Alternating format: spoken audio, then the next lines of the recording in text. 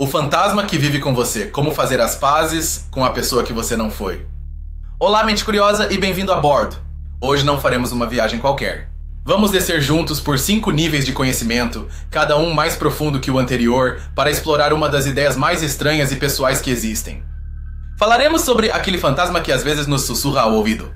Aquela versão de nós mesmos que vive num universo paralelo, a pessoa que poderíamos ter sido. E sei o que você deve estar pensando. Mais um vídeo sobre arrependimento. Não. Vamos muito além disso.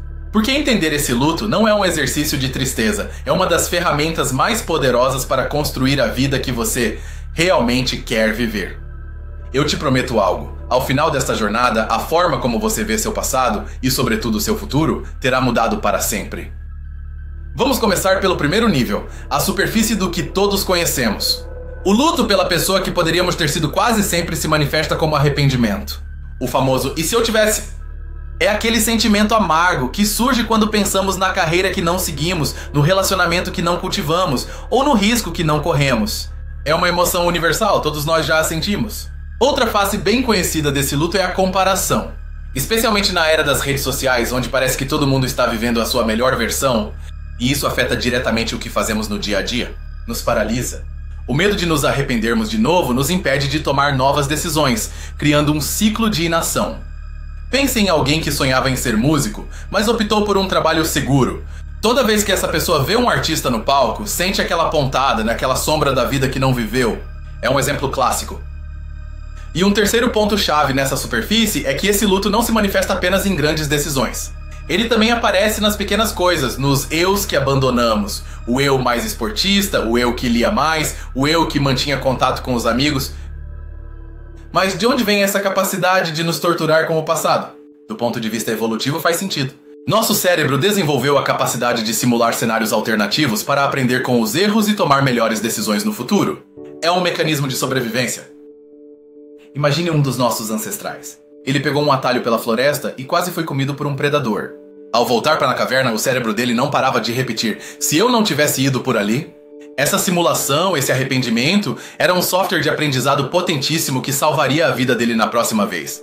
Então, o arrependimento, a comparação e o medo, tudo o que acabamos de ver, é apenas a ponta do iceberg. É o que flutua na superfície da nossa consciência. Mas se isso é o que vemos na superfície, que motores secretos o movem por debaixo? Vamos descer ao segundo nível, os mecanismos ocultos. O primeiro grande motor secreto desse luto é algo que os psicólogos chamam de viés da trajetória. Nosso cérebro assume por padrão que o caminho não tomado sempre teria sido melhor. E esta é a primeira grande revelação. Não estamos comparando nossa vida real com outra vida real. Estamos comparando nossa realidade com todos os seus problemas e nuances com uma fantasia perfeita que nunca existiu. Saber disso nos dá uma ferramenta incrível. A oportunidade está em usar essa fantasia como uma bússola. Se você sonha constantemente com a pessoa que poderia ter sido mais criativa, não é um sinal de fracasso. É um sinal de que o seu eu atual deseja mais criatividade. Por exemplo, se você se arrepende de não ter viajado mais, em vez de se castigar, pode ver isso como um convite. Sua mente está te dizendo: ei, o desejo de explorar ainda está aqui. Talvez você não consiga dar a volta ao mundo agora, mas pode planejar uma escapada de fim de semana. É usar o fantasma como guia. Agora, o lado do risco. Esse mesmo mecanismo pode ser uma armadilha perigosa. Ele nos faz idealizar o passado e desvalorizar o presente. É o sinal de alerta que nos avisa que estamos prestes a tomar uma decisão impulsiva baseada em uma fantasia. Alguém num relacionamento estável, mas com dificuldades normais, pode começar a idealizar um amor do passado. O viés da trajetória faz com que essa pessoa pense que, com aquela outra pessoa, tudo teria sido perfeito, ignorando que esse outro relacionamento também teria tido seus próprios desafios. Reconhecer isso pode te salvar de sabotar sua vida atual. Há outro processo em funcionamento aqui, governado por uma regra invisível a nível neurocientífico. Nosso cérebro está literalmente programado para dar mais peso emocional às perdas do que aos ganhos. Isso é conhecido como aversão à perda.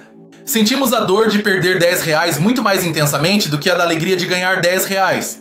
Da mesma forma, o eu que perdemos, a oportunidade que deixamos passar, nos dói muito mais do que valorizamos os eus que realmente somos e as oportunidades que realmente aproveitamos. É como quando você foca na única questão que errou em uma prova, em vez de celebrar as 19 que acertou. Nosso cérebro, por padrão, foca no poderia ter sido perfeito e descarta o sou muito bom. Dentro da nossa mente, a história da pessoa que poderíamos ter sido não é uma simples lembrança. É uma narrativa, um conto que contamos a nós mesmos com um começo, um desenvolvimento e um desfecho trágico imaginado. E essa narrativa se alimenta de um truque mental muito comum, o viés de confirmação. Pense no viés de confirmação como um defeito de fábrica do nosso cérebro. Uma vez que acreditamos em algo, nosso cérebro busca e filtra ativamente as informações para confirmar essa crença. Se acreditamos que arruinamos nossa vida ao não aceitar aquele emprego, só lembraremos das coisas ruins do nosso trabalho atual e só imaginaremos as coisas boas do outro. Para contrariá-lo, é preciso fazer algo que parece pouco natural, bancar o advogado do diabo conosco mesmos. Pergunte-se ativamente, que problemas eu poderia ter tido naquela outra vida? Que coisas boas tenho na minha vida atual graças à decisão que tomei? Então, no momento em que você se descobrir lamentando, pare! E force sua mente a construir a história completa do caminho não tomado, incluindo os possíveis engarrafamentos, os pedágios inesperados e os dias de chuva. Não apenas a parte ensolarada da jornada.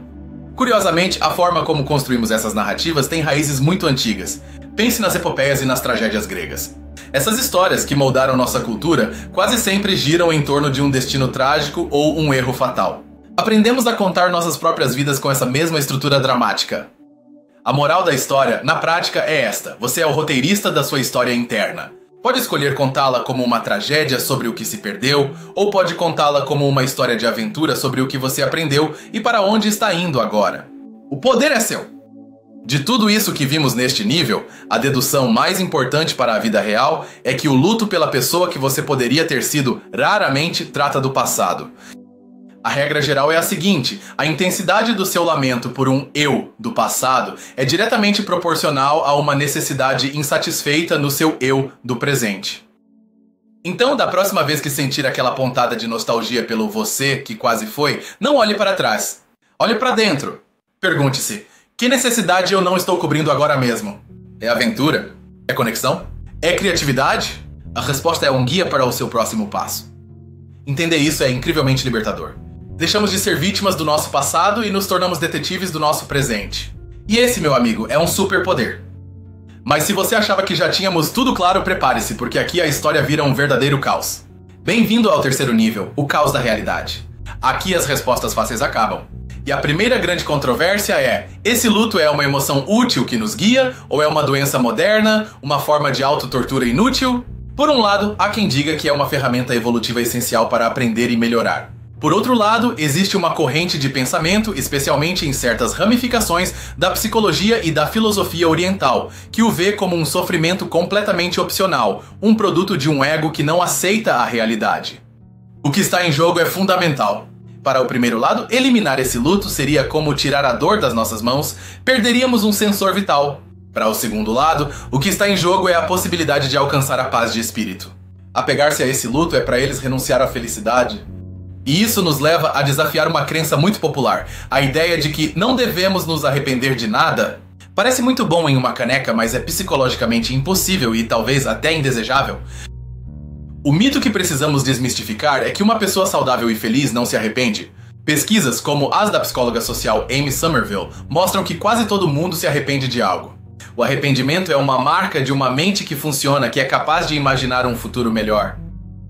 E por que nos agrada tanto acreditar nesse mito de zero arrependimentos? Porque ele nos oferece uma fuga simples para um sentimento muito complexo e doloroso. É mais fácil adotar um slogan do que sentar para lidar com a complexidade de nossas próprias decisões.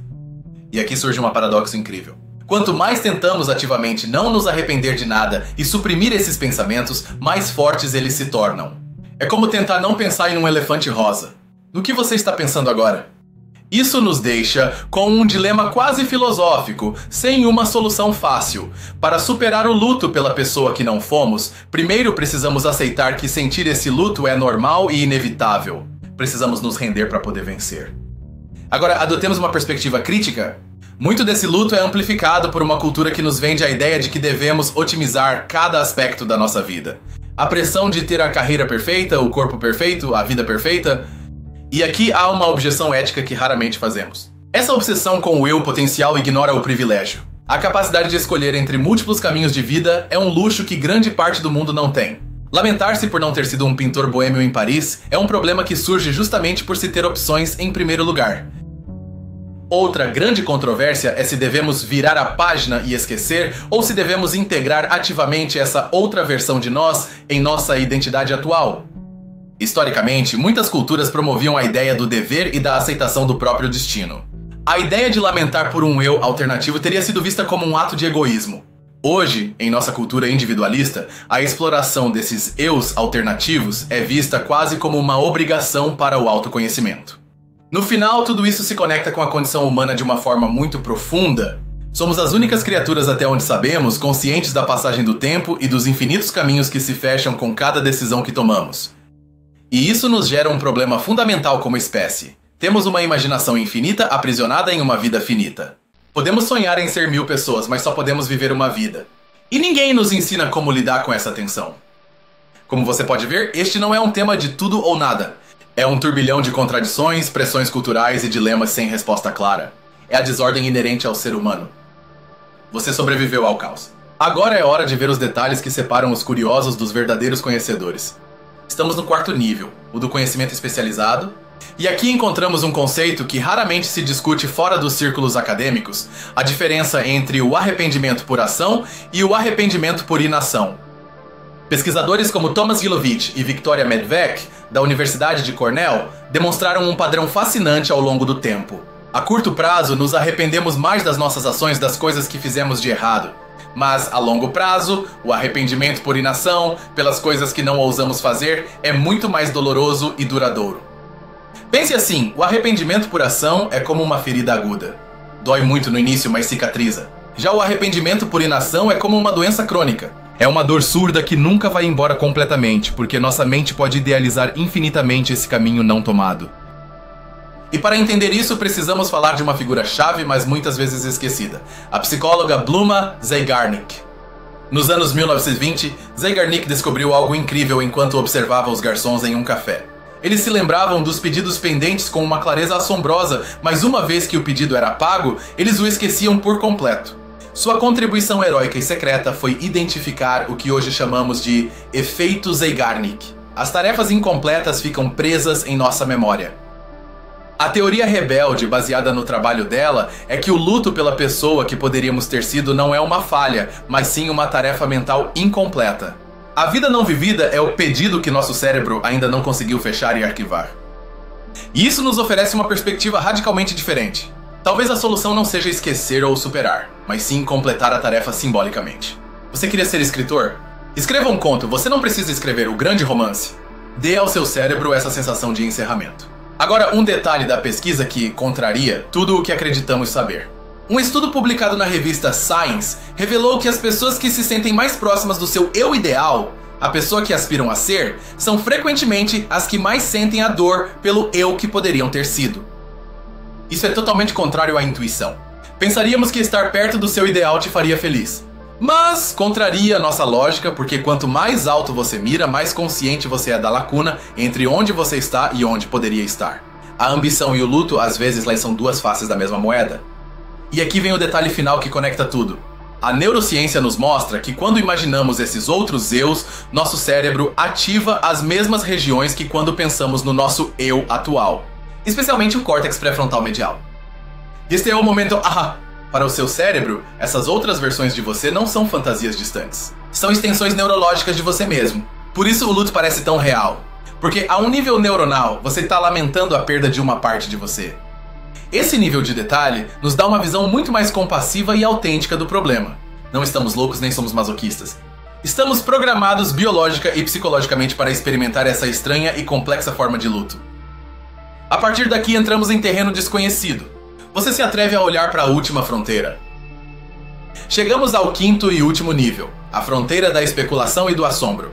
E a primeira ideia futurista é esta: o que aconteceria se a tecnologia nos permitisse experimentar nossas vidas não vividas através de simulações de realidade virtual imersivas? Em 100 anos, talvez o luto pela pessoa que você poderia ter sido se transforme em uma forma de turismo existencial. Você poderia passar um fim de semana vivendo como o concertista de piano que nunca foi. Isso nos curaria ou nos quebraria por completo? E isso nos leva à pergunta fundamental onde a ciência se detém. Existem realmente essas outras versões de nós? A física quântica, com sua interpretação dos muitos mundos, sugere que, cada vez que tomamos uma decisão, o universo se divide e todas as possibilidades se tornam reais em universos paralelos. A ciência não pode provar isso, então é aqui que a filosofia assume o papel. Se esses outros vocês são reais, então você não perdeu nada. Você está simplesmente vivendo esta versão da história enquanto outros vocês vivem as demais. A implicação filosófica é vertiginosa. Sua identidade não seria uma única linha, mas sim uma árvore com infinitas ramificações. E o luto que você sente não seria por uma fantasia, mas uma espécie de conexão quântica, um eco distante de suas outras vidas. E isso se conecta com o futuro da humanidade de uma forma muito direta. À medida que a inteligência artificial puder prever com mais exatidão as consequências das nossas decisões, nos enfrentaremos a um nível de luto pelo caminho não tomado que nunca antes experimentamos. Dominar esse luto, aprender a escolher e nos comprometer com o nosso caminho sem sermos torturados pelas alternativas poderia ser a habilidade psicológica-chave para navegar em um futuro de opções quase infinitas. Seria a solução para a paralisia por análise em escala global? E aqui vai a última ideia, a mais provocadora de todas. Talvez a pessoa que você poderia ter sido não seja um fantasma do passado, mas uma semente do futuro. Talvez todas aquelas qualidades que você admira nessa versão idealizada de você não sejam lembranças do que você perdeu, mas sim a matéria-prima da pessoa em que você está se tornando. E com essa ideia, nossa jornada pelos 5 níveis chegou ao fim. Agora, vamos tirar um momento para emergir e contemplar a incrível paisagem que percorremos juntos. No início deste vídeo falamos sobre aquela sensação tão familiar e simples do arrependimento, o clássico, e se eu tivesse... Víamos isso como algo amargo, uma pontada de tristeza por um passado que não podemos mudar. E agora, veja onde chegamos. A ideia de que esse mesmo sentimento poderia ser um eco de universos paralelos, uma tarefa incompleta em nosso cérebro, ou até mesmo uma bússola neurológica que nos guia para a pessoa que estamos destinados a ser. Transformamos uma simples emoção em uma ferramenta de autoconhecimento, em um debate filosófico e em uma pergunta sobre o futuro da própria humanidade. Foi uma jornada incrível. Então agora te pergunto diretamente, qual ideia de toda essa jornada te impactou mais? Que peça desse quebra-cabeça ressoou com você? Quero te agradecer de coração pelo seu tempo, sua curiosidade e por me acompanhar nesta exploração tão profunda. Eu adoraria ler suas reflexões nos comentários. Este é o começo da conversa, não o fim. Se você gostou dessa jornada às profundezas de uma ideia, inscreva-se para não perder a próxima descida. E se você acha que pode ajudar mais alguém, compartilhe este vídeo. Como sempre, continue questionando, continue explorando e atreva-se a entender. Nos vemos no próximo vídeo. E agora, o que você vai construir com seu fantasma?